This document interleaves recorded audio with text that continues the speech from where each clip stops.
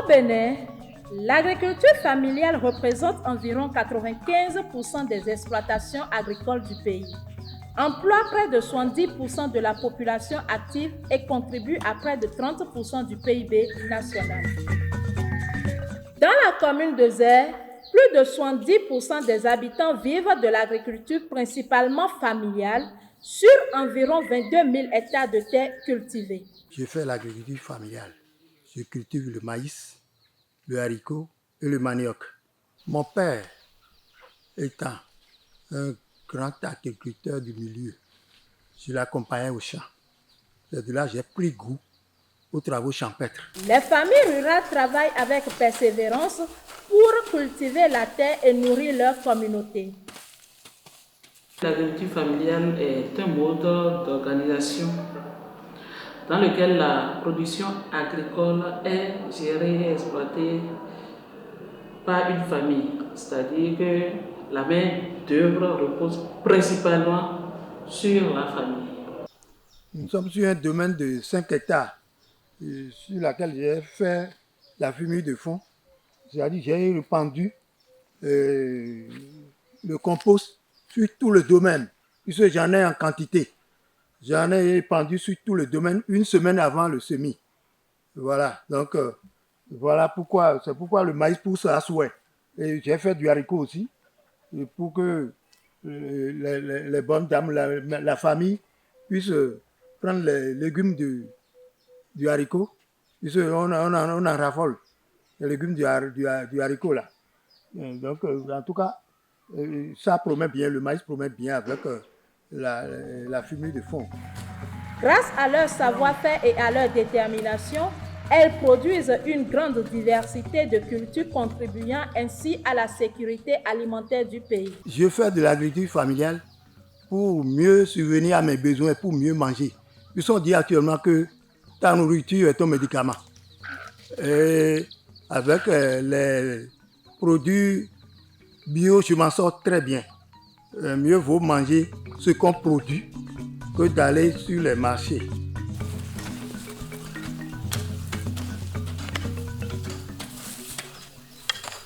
Très souvent, je viens l'aider parce que l'agriculture familiale, c'est un peu compliqué. Donc, il faut parfois d'aide. Donc, quand je trouve un peu de temps libre, je viens, je l'aide un peu et puis je m'en vais à l'université encore.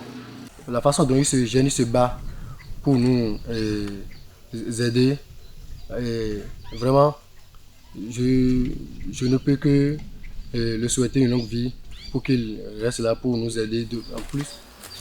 Comme tout secteur, l'agriculture familiale est confrontée à de nombreux défis. Sur le plan des terres, on a un manque de terre.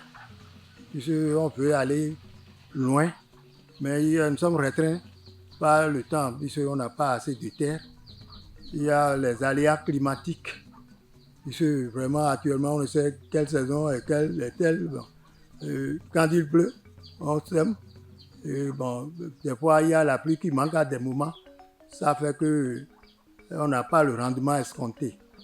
À côté de ça, il y a le manque de formation. On veut des formations. Que l'État nous fasse des formations pour connaître mieux ce qu'il faut faire. Cette agriculture est confrontée à beaucoup de défis.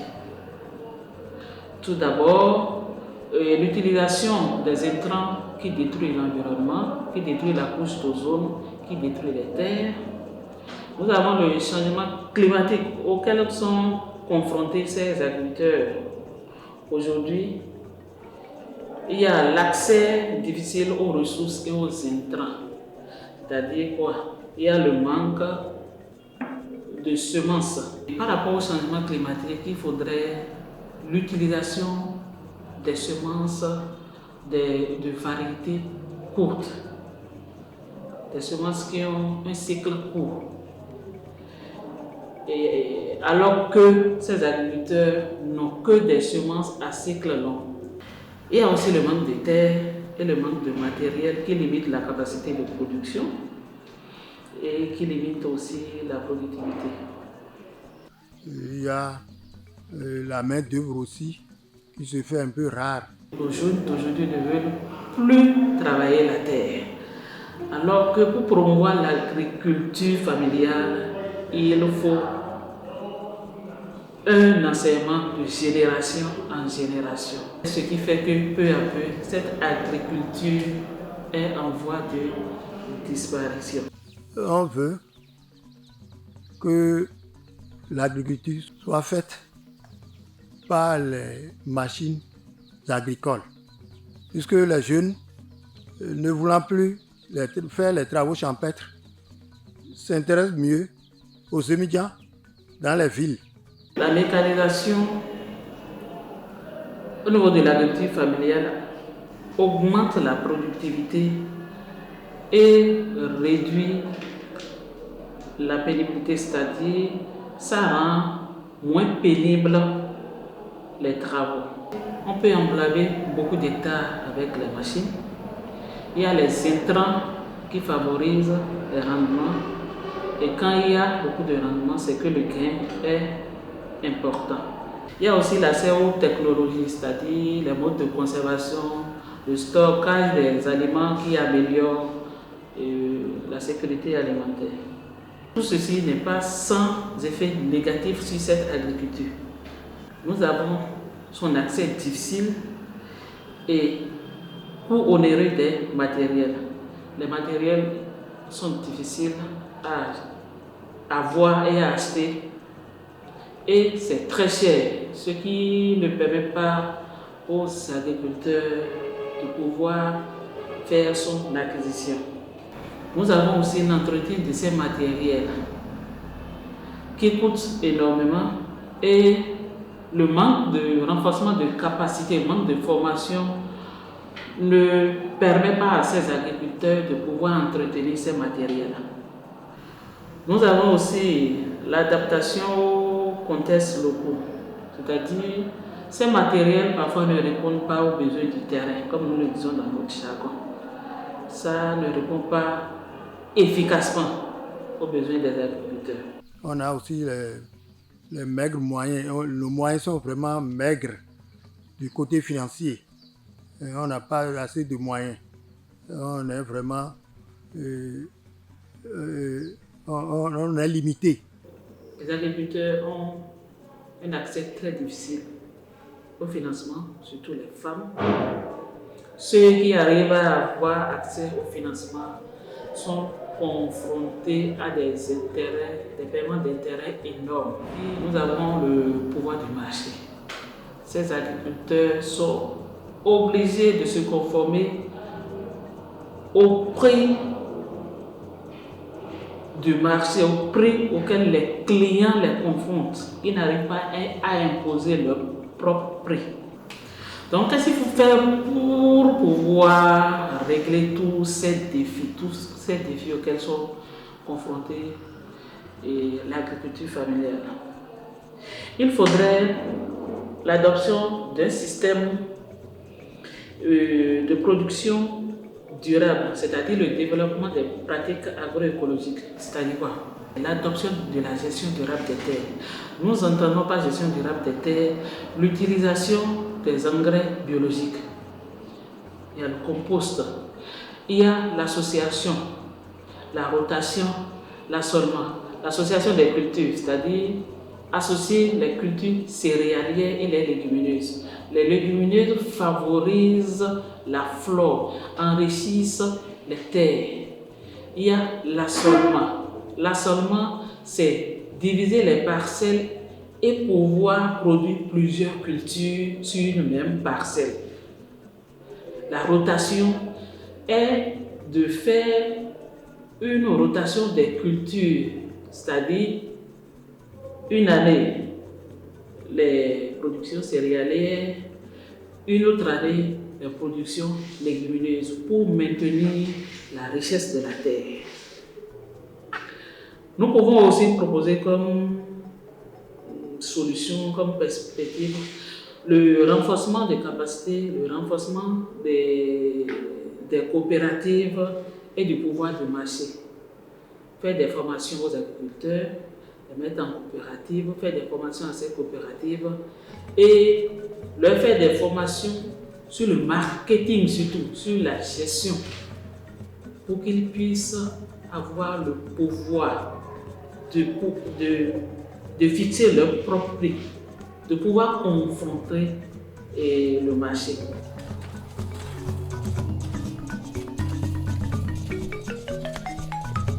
Bon travail, mes enfants. Malgré ces contraintes, les producteurs continuent d'innover en utilisant parfois des engrais fabriqués à partir de ressources locales afin d'améliorer la productivité et de sécuriser leur production. Pour faire le compost, il nous faut un trou dans lequel disposer les éléments qui vont servir à le faire, tels que il nous faut du terreau au premier abord. Secondo, il nous faut de la cendre. Après la cendre, il nous faut des déjections d'animaux. La fiente de la volaille, les bousses de vache ou bien les déjections de cabri qu'on dispose l'un après l'autre. Après le terreau, on met les débris végétaux. Après les débris végétaux, on peut commencer par mettre les déjections, les fientes, et ainsi de suite. On le fait. Pour les végétaux, n'importe quel végétal peut le faire.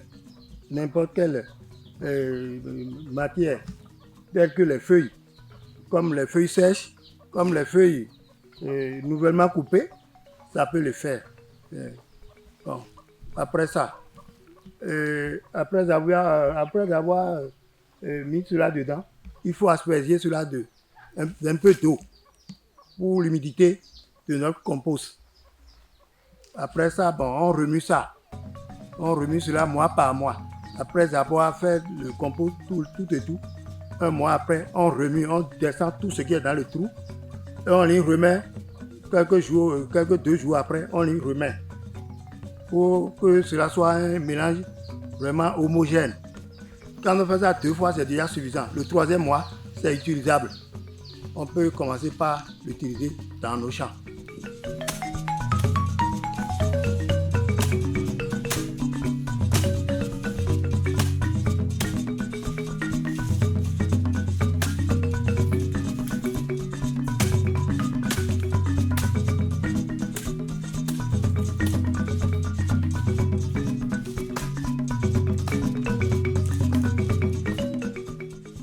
Maintenant, c'est le terreau que je suis en train de mettre pour notre compost.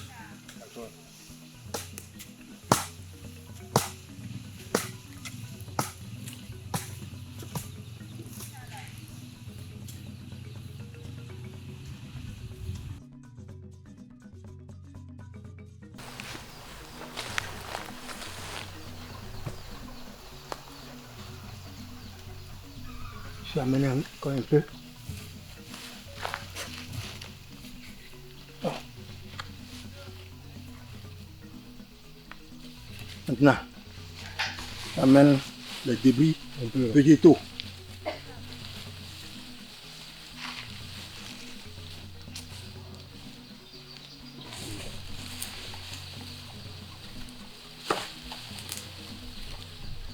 Ça va d'abord. Bon, après ça, il y a les fientes de la volaille. Les fientes de la volaille, là, puisque c'est très c'est un fertilisant pur. Les fientes de la volaille.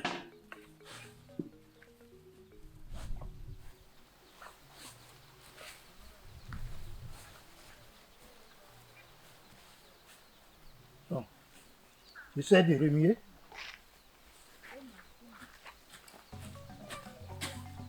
Après les fientes de poulet, maintenant nous allons mettre la cendre. Comme ceci.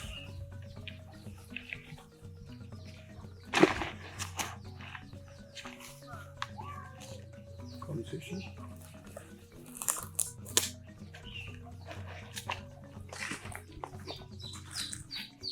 Comme ceci.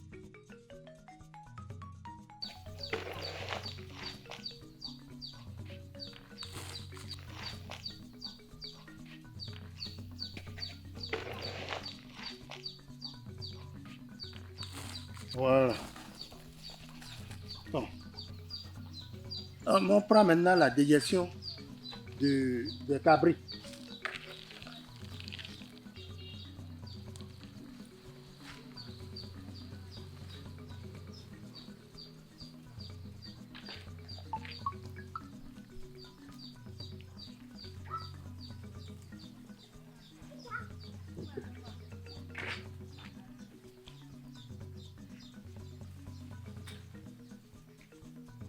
Bon, après ceci, on met un peu de la boue du bœuf.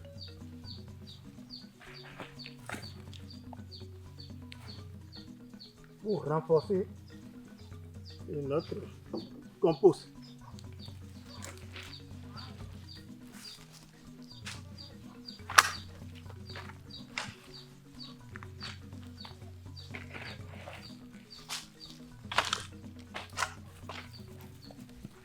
Voilà.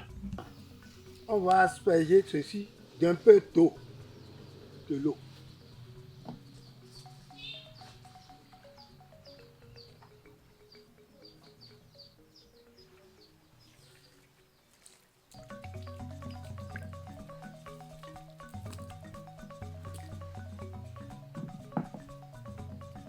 Après ceci, on recommence avec le terreau.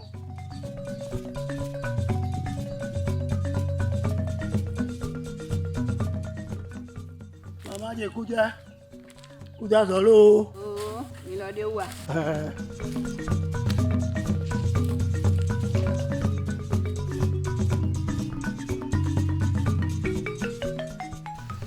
Grâce à l'agriculture familiale, je mange à ma faim avec ma famille. La terre sur laquelle je produis est toujours en forme et donne de bons rendements jusqu'à présent. Mes enfants, près d'une quinzaine, sont bien scolarisés et certains sont déjà au campus. Certains ont déjà commencé à travailler. Je rends grâce à Dieu. Le reste est commercialisé. C'est de là que je trouve les moyens pour supporter les enfants. Une partie de la population de Kounopoué est nourrie grâce à mes travaux de l'agriculture familiale. Je leur vends du maïs en quantité. Ils viennent chercher chez moi. La récolte de l'agriculture familiale, comme le maïs, n'est jamais embêté par les charançons. Ça peut faire un an sans pourrir. Sans pourrir. Ça peut faire même plus d'un an. On ne ressent pas que c'est une récolte ancienne.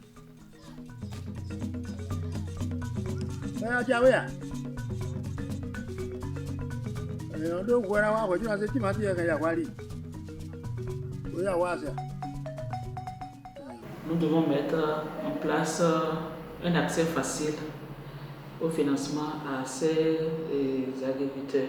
Il y a aussi la valorisation de la diversité et des savoirs locaux, c'est-à-dire nous devons promouvoir les cultures vivrières, amener les agriculteurs à faire des échanges entre eux, des échanges de connaissances sur tout ce qui concerne l'agriculture. Nous devons aussi faire des innovations, amener les agriculteurs à réfléchir et à innover, à apporter leur propre innovation pour le développement de cette agriculture. Des innovations participatives aussi. Nous pouvons les amener à adopter des innovations que le gouvernement, que nous, techniciens agronomes, nous mettons en place pour eux. Également, il faudrait la promotion d'un cadre politique favorable, c'est-à-dire reconnaître le rôle de l'agriculture familiale dans la sécurité alimentaire.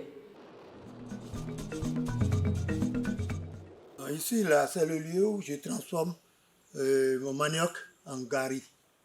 Le gari que nous préparons ici Une partie va dans la vente et une partie est pour la consommation. Dans la commune de Zère, la transformation du manioc en gari est l'une des activités les plus répandues. De nombreux groupements et de femmes y participent, valorisant ainsi la production locale et la richesse du territoire. Une fois broyé, on le met dans des sacs pour la pression. Et après le broyage est mis dans le sac, on passe à la pression ici. On presse ça. Voilà, ceci est sous pression maintenant. Bon, quand l'eau va finir complètement de jaillir, quand l'eau va finir complètement là, on ira maintenant au séchage. Au séchage à côté.